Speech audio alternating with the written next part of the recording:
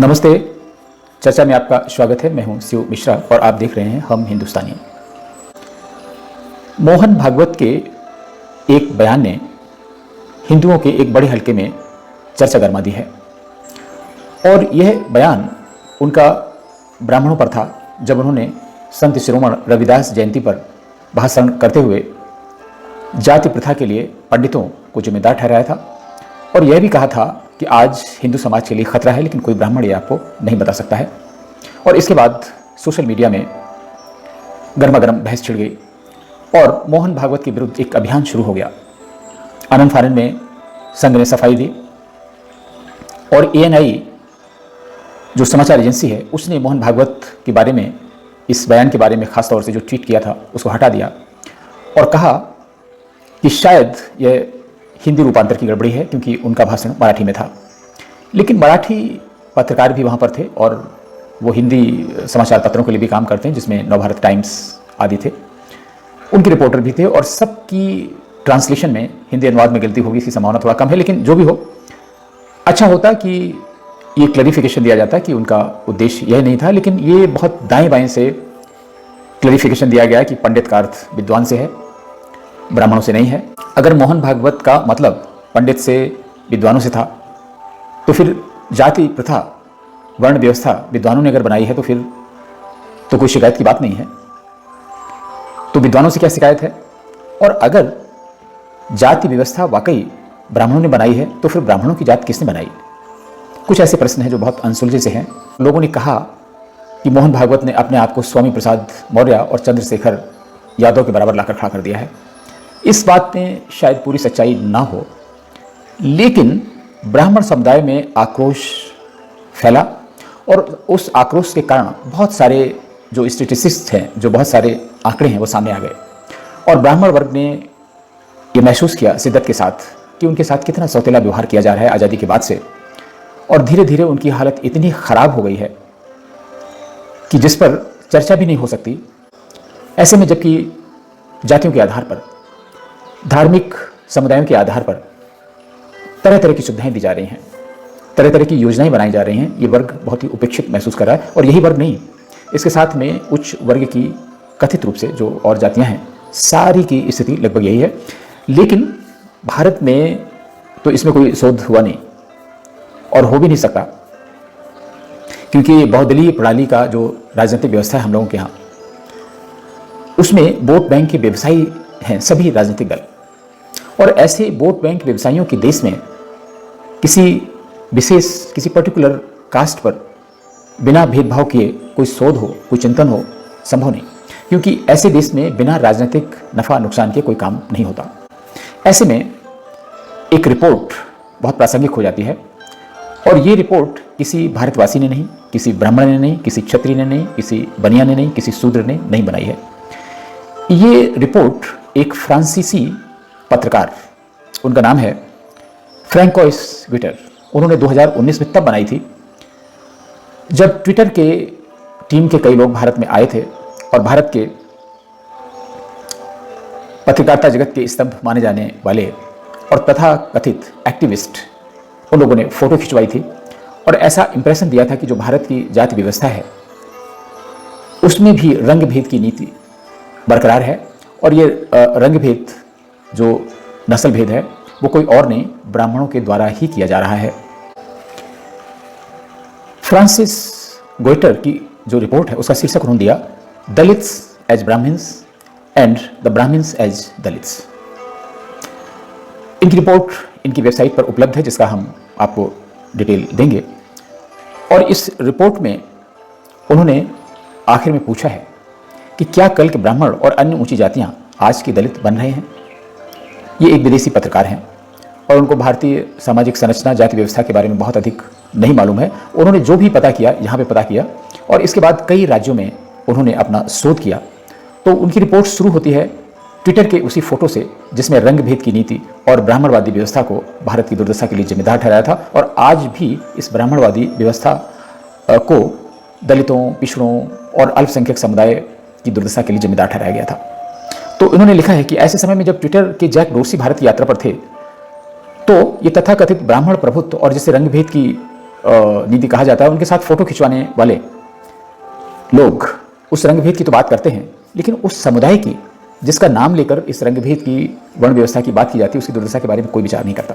तो उन्होंने तमाम जो अध्ययन किए उसकी समरी मैं आपको बता रहा हूं। उन्होंने लिखा है कि दिल्ली में लगभग 50 सुलभ शौचालयों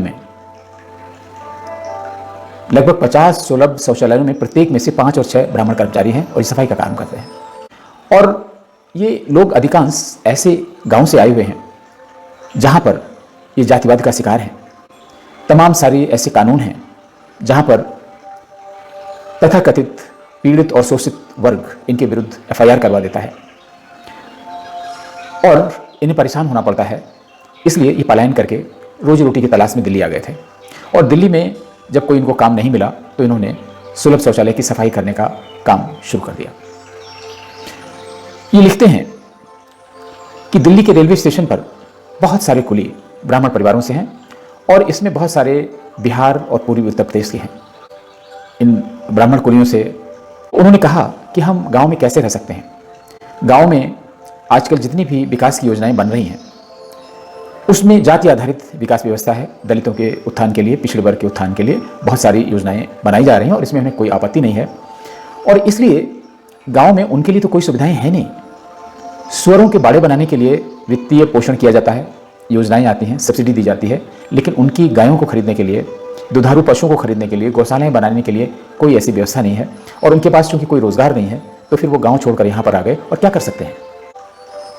गोइटर अपनी रिपोर्ट में ये भी मेंशन करते हैं कि दिल्ली में बड़ी संख्या में ऐसे रिक्शा चालक मिल जाएंगे जो ब्राह्मण हैं और वह भी बिहार के, उत्तर प्रदेश के, झारखंड के, मध्य प्रदेश के और छत्तीसगढ़ के हैं। और इन सब की हालत भी लगभग वैसी है। और इन्होंने आगे इस पर जोर देते हुए लिखा कि कई ऐसे उपनगर हैं जहां पर इन ब्राह्मण रिक्शा चालकों की संख्या 50% से भी अधिक है। इन्होंने जब उनसे साक्षात्कार किया इन रिक्शा चालकों से तो उन्होंने कहा कि मेरे पास जो रिक्शा हैं वो भी किराए के रिक्शे हैं, क्योंकि अपना रिक्शा खरीदने के लिए तमाम सारी औपचारिकताएं हैं और उसमें भी जातिगत आधार पर सब्सिडी और वित्त पोषण की व्यवस्था है, उन्हीं का टारगेट रहता है। इसलिए जो बैंक और वित्तीय एजेंसियां हैं उनको ऋण नहीं देते हैं और इसलिए मजबूरी में उनको ये रिक्शा किराए पर लेने पड़ते हैं, जिसमें उनकी जो बचत है बहुत कम होती है और इससे उनका जीवन यापन भी बहुत मुश्किल से हो पाता है। ये लिखते हैं आगे, बनारस की यात्रा के दौरान उन्होंने पाया कि वहां पर रिक्शा चलाने वाले अधिकांश लोग पूर्वी उत्तर प्रदेश के ब्राह्मण हैं। उनमें बहुत से लोग ऐसे हैं जो पंडे और पुजारी हैं, जो गंगा के घाटों पर पूजा पाठ का काम करते थे और उस धंधे में बहुत मंदी आ गई जिससे उनका परिवार चलाना कठिन हो गया। इसलिए उन्होंने मजबूरी में रिक्शा चलाना या मजदूरी करना शुरू कर दिया। गोइटर आगे लिखते हैं कि जो भेदभाव सरकारी योजनाओं में ये हर स्तर पर है, ये नौकरशाही में भी है, राजनीति में भी है। बिहार और उत्तर प्रदेश का उदाहरण देते हुए उन्होंने लिखा है कि इन विधानसभाओं में ब्राह्मण विधायकों की संख्या बहुत कम है और कम से कम उनके जातीय संतुलन के अनुपात में तो बहुत ही कम है और जो अन्य जातियों से कम तो है ही।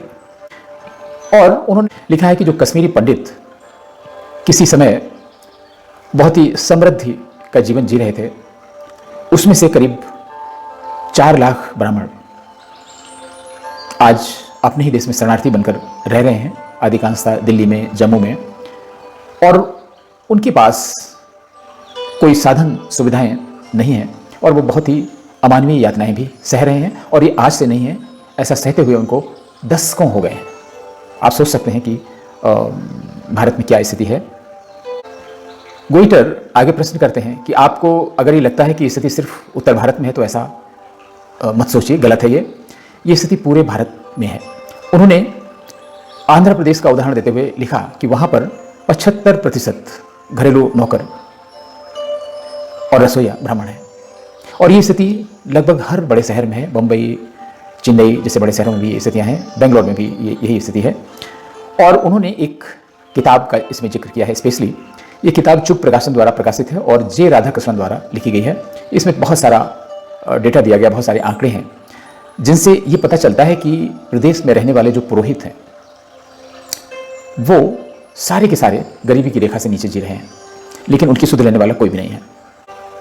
और गोइटर लिखते हैं कि सर्वेक्षण में उन्होंने पाया कि जो 80% लोगों ने इस बात को बहुत ही दर्द भरे लहजे में कहा कि उनकी गरीबी उनकी पोशाक, उनकी वेशभूषा और तिलक और चोटी के कारण उनका उपहास उड़ाया जाता है। और जो आरक्षण की व्यवस्था है दलितों और पिछड़े वर्ग के लिए, उसके चलते और उनकी तंग हाल आर्थिक स्थिति के चलते उन्हें अपने बच्चों को अच्छी शिक्षा देने से भी रोक दिया है। और वो सरकारी स्कूलों में, कई बार मिशनरी स्कूलों में अपने बच्चों को शिक्षा दिलवाते हैं, और उसमें भी उनका जो ड्रॉप आउट रेट है वो 75% तक है। गुटर लिखते हैं कि हमने जो अध्ययन किया उसमें पाया कि ब्राह्मण छात्रों की संख्या में ज़बरदस्त गिरावट आई है। ब्राह्मणों की औसत आय गैर ब्राह्मणों की तुलना में अत्यधिक कम होने के कारण ब्राह्मण छात्रों का बहुत बड़ा प्रतिशत बीच में पढ़ाई छोड़ देता है। अध्ययन में यह भी पाया गया कि 55% जो ब्राह्मणों की कुल आबादी है वह गरीबी की रेखा से नीचे जीवन यापन कर रही है। उन्होंने एक गरीबी के आंकड़ों का और उदाहरण दिया है। उन्होंने लिखा है कि जो निराश्रित ब्राह्मणों की संख्या है वह भारत में कुल निराश्रितों की संख्या से 10% अधिक है, यानी जो नेशनल एवरेज है उससे बहुत अधिक है। और उन्होंने कई आंकड़े इस संदर्भ में दिए हैं जिसमें सरकारी आंकड़े हैं। उन आंकड़ों के आधार पर यह देखा जा सकता है कि जो ब्राह्मणों की आय है वह राष्ट्रीय औसत आय से बहुत कम है और सबसे कम है। जहाँ तक अल्पसंख्यक वर्ग के मुसलमानों की आय को सबसे कम माना जाता है, ब्राह्मणों की आय मुसलमानों की औसत आय से भी कम है।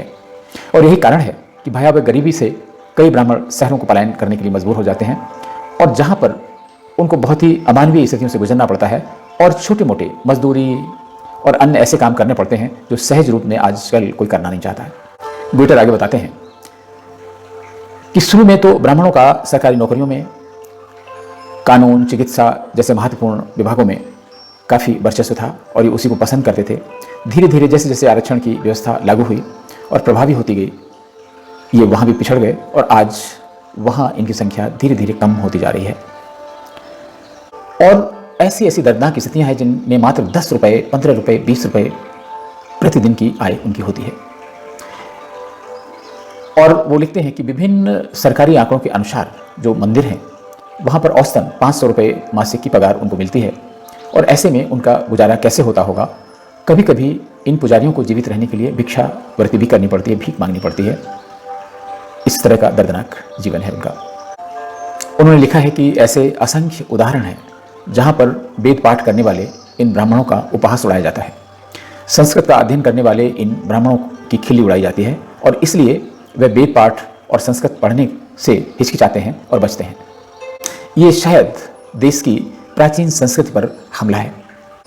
गोइटर ने तमिलनाडु के रंगनाथ स्वामी मंदिर का उदाहरण देते हुए बताया कि वहाँ एक पुजारी की जो मासिक वेतन है वो 300 रुपये है, और इसके अलावा उनको एक कटोरा चावल प्रतिदिन भत्ते के रूप में दिया जाता है।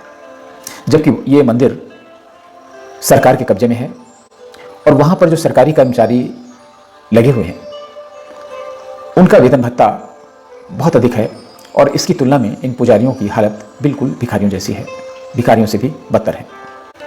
गोइटर बहुत अफसोसजनक लहजे में कहते हैं, इस सब के बावजूद भी इन पुजारियों की लुटेरे और शोषक वाली छवि में कोई परिवर्तन नहीं हुआ है। आज भी उनके लिए ऐसे ही विशेषण इस्तेमाल किए जाते हैं, और सबसे चिंताजनक बात यह है कि किसी को भी इनकी फिक्र नहीं। ऐसे राजनीतिक दल जो तथाकथित हिंदूवादी हैं उनको भी नहीं, और उसका सबसे बड़ा कारण है कि ये वोट बैंक नहीं है और सामूहिक रूप से वोट भी नहीं करते। गोइटर आगे लिखते हैं, आधुनिक भारत की त्रासदी है कि यहाँ दलित, पिछड़े और मुसलमान मिलकर सरकार बना सकते हैं, और इसी फार्मूले पर सभी राजनीतिक दल काम करते हैं। आज़ादी के बाद कांग्रेस ने इसी सिद्धांत पर काम करना शुरू किया और इस बात को बहुत भुनाया। लेकिन आज राहुल और सोनिया की कांग्रेस के अलावा भी जो क्षेत्रीय दल हैं वो कांग्रेस से भी 2 कदम आगे निकल चुके हैं, और उनको इन वोट बैंक को हथियाने में कहीं कोई हिचकिचाहट नहीं है। इसके लिए वे कुछ भी कर सकते हैं। गोइटर ने इसकी गहराई में जाते हुए लिखा है। गोइटर थोड़ा गहराई में जाते हुए लिखते हैं कि जो ब्राह्मण विरोध है उसे हिंदू विरोधी लॉबी द्वारा शुरू किया गया। जो हिंदू विरोधी हलके हैं, हिंदू विरोधी संगठन हैं, उन्हीं ने ब्राह्मण विरोध शुरू किया, और उनका उद्देश्य जातिवादी विभाजन को फायदे में लेकर पिछड़ी और दलित समुदाय की जातियों को अपने साथ गोलबंद करना है। ये तो कोई छिपी बात नहीं, हम सभी जानते हैं।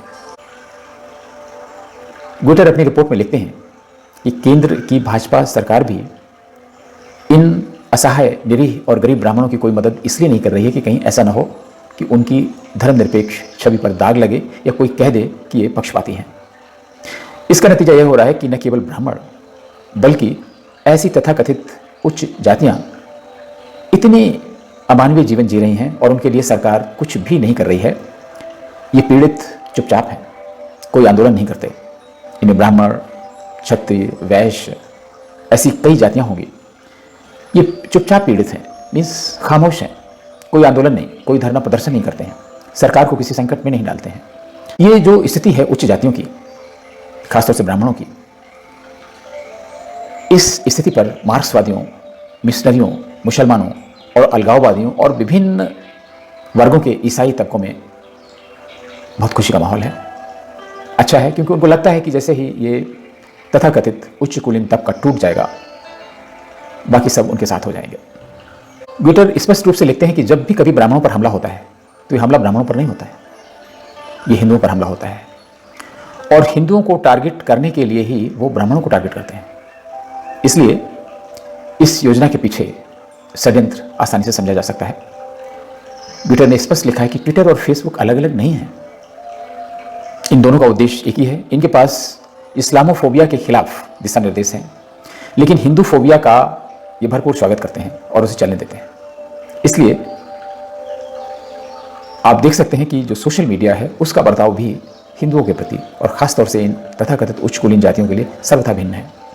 ग्विटर अपनी रिपोर्ट के अंत में लिखते हैं, सवाल पूछा जाना चाहिए, क्या कल के ब्राह्मण और अन्य ऊंची जातियां आज के दलित बन रहे हैं? ये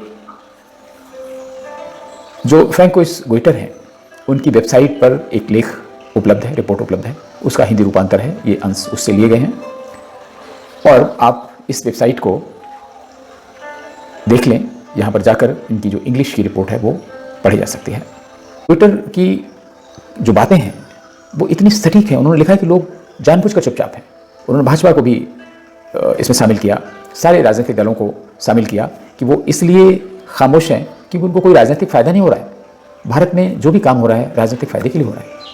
और इस समुदाय की, ब्राह्मण समुदाय की जो उच्च जातियां हैं, इनकी सबसे बड़ी खराबी है, खासतौर से ब्राह्मण समुदाय की बड़ी खराबी है कि वोट देने में भी एकजुट नहीं होते हैं, एकजुट होकर वोट नहीं करते हैं, इनकी कोई संगठित शक्ति नहीं है, कभी कोई प्रदर्शन नहीं करते हैं। इतनी निरीह अवस्था में भी इन जातियों ने कभी कोई धरना प्रदर्शन, कोई आंदोलन खड़ा नहीं किया और शायद यही सबसे बड़ी कमजोरी है इनकी।